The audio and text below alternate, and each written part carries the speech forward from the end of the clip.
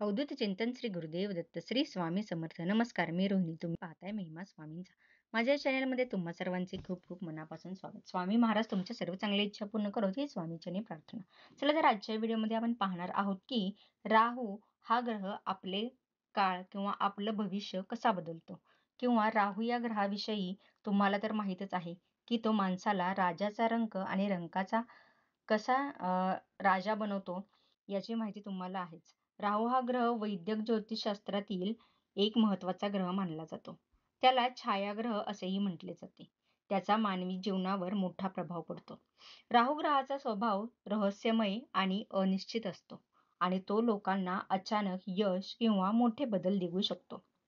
राहू आणि केतू हे दोन छायाग्रह आहेत, ज्यांना कोणतेही भौतिक अस्तित्व नाही. राहू एक मायावी आणि उग्र ग्रह मानला जातो, जो व्यक्तीला त्याच्या मर्यादेत राहण्यास शिकवतो. राहू चांगले आणि वाईट असे दोन्हीही परिणाम देऊ शकतो. जेव्हा तो अनुकूल असतो तेव्हा तो व्यक्तीला मोठे यश आणि श्रीमंती देऊ शकतो. राहू स्वतःची अशी कोणतीही रास नाही, पण त्याला मिथुन राशीत उच्च स्थान मानले जाते. राहूचा हा स्वर्भाणू नावाच्या असुराचे डोके आहे, ज्याने अमृत प्यायले होते. तर राहू हा ग्रह किती उग्र आहे आणि तो आपल्याला कसे चांगले वाईट परिणाम आपल्या आयुष्यात देतो हे आपण या व्हिडिओमध्ये पाहणार आहोत. त्या अगोदर तुम्ही जर चॅनलवर नवीन असाल तर चॅनलला सबस्क्राईब करा आणि हो, बेल आयकनला क्लिक करा, म्हणजेच माझे नवीन नवीन व्हिडिओचे नोटिफिकेशन तुम्हाला मिळत राहील. राहू तुम्हाला कितीही त्रास देत असला तरी मी 100-200% लिहून देते की तो तुम्हाला सकारात्मक परिणाम द्यायला सुरुवात करेल. आणि जेव्हा राहू पैसे देतो तेव्हा तो भरपूर पैसे देतो.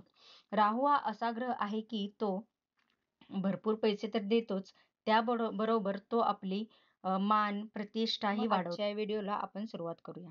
या व्हिडिओमध्ये आपण पाहणारच आहोत की राहू ग्रहाला खुश करण्यासाठी किंवा राहू ग्रहाचे सकारात्मक परिणाम मिळविण्यासाठी आपण कोणता उपाय करणार आहे. तर हा उपाय तुम्हाला 100 ते 200% परिणाम देईल याची खात्री मी तुम्हाला देते. आणि राहू या उपायानंतर राहू तुम्हाला तुमच्या आयुष्यामध्ये सकारात्मक परिणाम द्यायला सुरुवात करेल. आणि जेव्हा राहू तुम्हाला सकारात्मक परिणाम देतो तेव्हा तो पैसे, धनसंपत्ती सर्व काही आपल्याला मनाप्रमाणे मिळवून देतो. त्याचप्रमाणे राहू ग्रहाप्रमाणे शनी देखील आपल्याला खूप पैसे देतो.